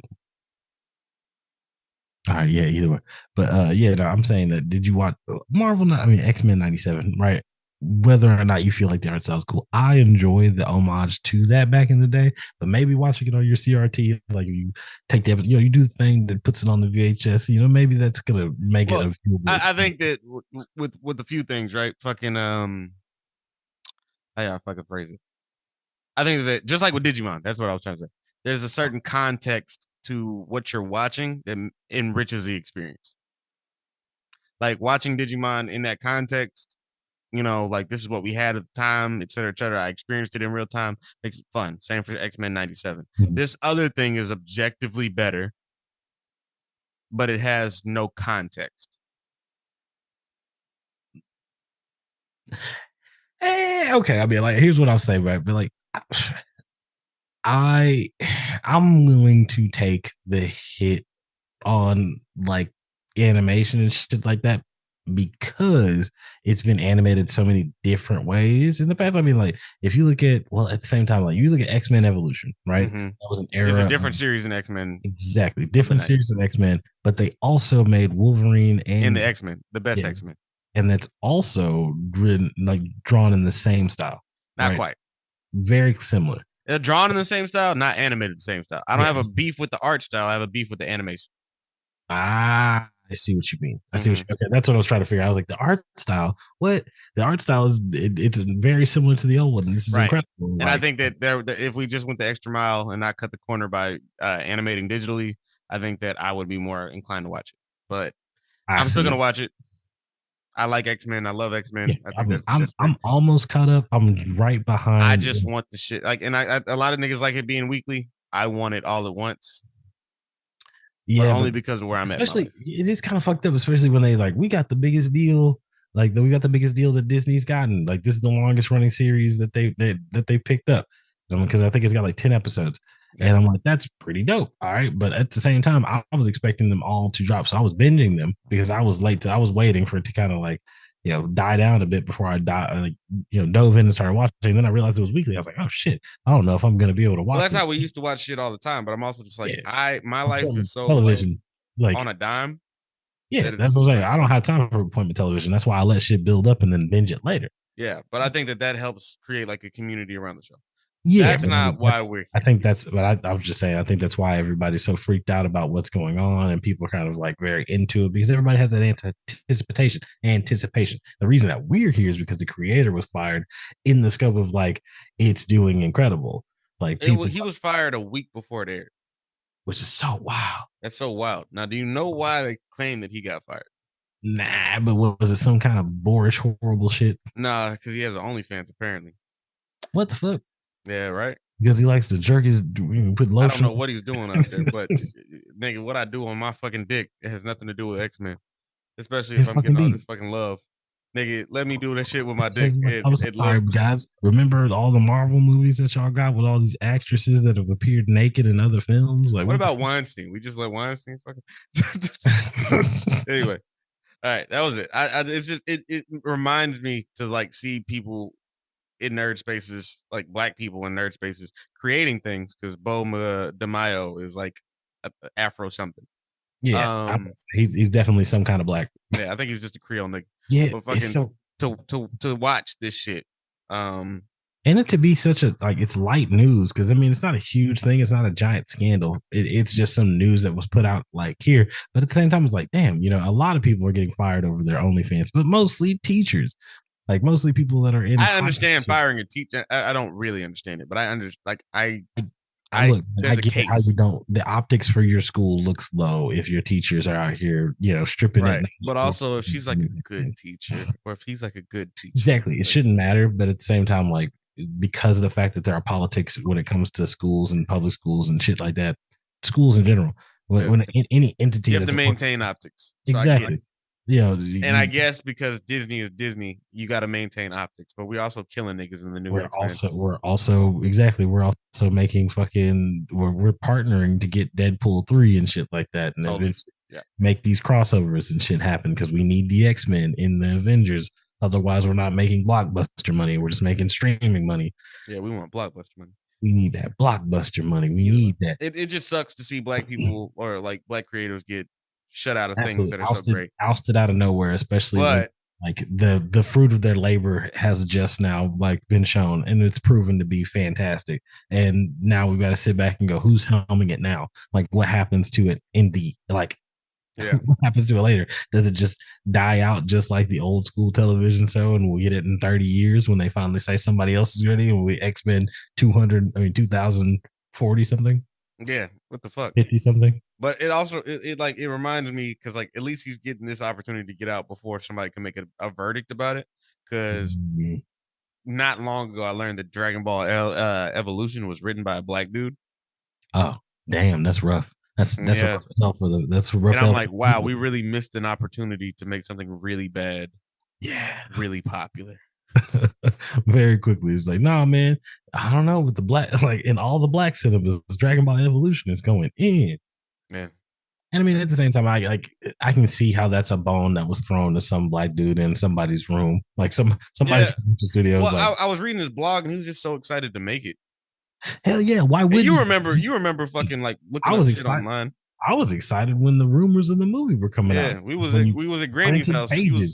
You printed pages off and brought them to show to your friends and bullshit. Yeah. And you was talking about how like, oh yeah, the fights are gonna be like the Matrix. They were not like the Matrix, but that was the thing. They were saying that Ray Park was supposed to be playing Vegeta, and that like the fights are supposed to come from like the dude that did the choreography for Matrix Revolution. Damn, I still remember sitting at my grandma's computer. Yes, nigga, it's there. I vividly remember watching the fucking thing, and then finding out it was absolute garbage. I watched that shit at homegirl's house. Like it was so bad. It was really rough, man. But at the same time, I was like, it was a moment. It was a big moment. And like it was an opportunity for Dragon Ball to kind of go here. And I think that we realized that maybe the live action thing for Dragon Ball is a little difficult to pull off. And that why not put an animated movie out? And shout out Broly, it happened and it was incredibly high grossing. Resurrection of F and fucking Battle of Gods. I think it's all great. I think it's all really dope, but I just think that we really need to make that fight to have the mid-tier back. Yeah, and I mean, we can enjoy shitty movies and things that are not that great, like Snow on the Bluff or Gang Tapes, which are arguably classics, but they're cult classics, so you can't say that. Yeah, for sure. Biggest cult, the craziest acclaim. But like you look at shit like that, and you go, "Fuck!" I had a really good segue, and then I started talking about Gang Tapes. Fuck. Talk about mid-tier movies. Nah, mid-tier movies before that. Well, I'll let you cook on that for a little bit. Yeah, I don't know. It just there really should be that fight to where like everything is not incumbent on everything doing like well with an audience or whatever. Like if you want to just make that shitty ass movie, because there's gonna be so many creatives out there who need that push, and their shit's not gonna be good up front. But that doesn't mean that they're bad creators. It means that they need space to grow and breathe. Because, like, again, if you look at Dragon Ball, right, and you look at the fact that, like, okay, we had this shitty first movie. Like, could we ever do that again? Is it possible to like fucking breathe that up? What medium is best to represent your thing? Sometimes the medium that you chose is not necessarily the medium it needs to like be out best. Like, I think that nigga probably could have wrote a movie that was good if it wasn't live action. Yeah, with the limitations that you had at the time and the things that you wanted to do, like, yeah, I feel like you could have done a lot more with, I don't know, like you can be like Jay. You can't, not everybody can be like James Cameron and wait 25 years for shit to catch up to put shit out. Like, you know, That's the kind of shit. That's the kind of shit. I'm like, that takes a lot of dedication. But I mean, at the same time, like allowing that. I mean, it all kind of goes back to that root of like people need to be able to fail or to be able to be people just need the fucking space to fail, nigga. Like if you don't feel like you have the net, like if you're one fucking failure away from like what you feel like is your life ending and shit like that, or life being over, like it's hard to make that step out or choice. But when you have all the fucking safety in the world, when you have all the fucking rope in the world to hang yourself with, or to fucking build a goddamn rope ladder or some shit like that, I don't know. Those analogies. No, I get what you're saying. Like if you have if you got a safety net. Yeah. Exactly. When you have or a safety if you can just create an audience that will sit and be your fucking safety net for a little bit, you'll have so much space to be great. You know what I mean? Which is why it's okay to make shit that's kind of like okay. Not the best. I don't think every last one of SSJ 9000's fucking parodies were fantastic, right? But some of the ones that he made, I think the parodies were definitely fantastic. Everything else, Longsword style was great, but then there's also like, but yeah, again, copyright crisis. Goddamn, what a time, Robinson. I don't want to sit and shit on the nigga because we might have it. Yeah, but anyway. I'm like, I just brought him up because I feel like he's adjacent to the parody situation. To the true, I don't think every RDC video is fucking funny. No, I really don't. But there are things that are not made for me. Yeah, and I think that we also live in an attention economy, so it's just like doesn't matter if I was funny or not. Like I just put it out. I also just need to take funny off the pedestal. So yeah, no, but I mean that's another thing is like being funny to everybody versus being funny to some people, which is why I live in a world where Jerrod Carmichael is still kind of funny to me. He's not just humorous. Because I'm like, not every joke this nigga tells is for me, but at the same time, a lot of these shits be funny. I'm just happy to see a nigga win. A lot of these shits be ironic and fun. Speaking of niggas winning, man, I can't wait, man. We're doing big things. We're doing big things, dog. Big things like you're going on a fucking another deployment. Yeah, I am.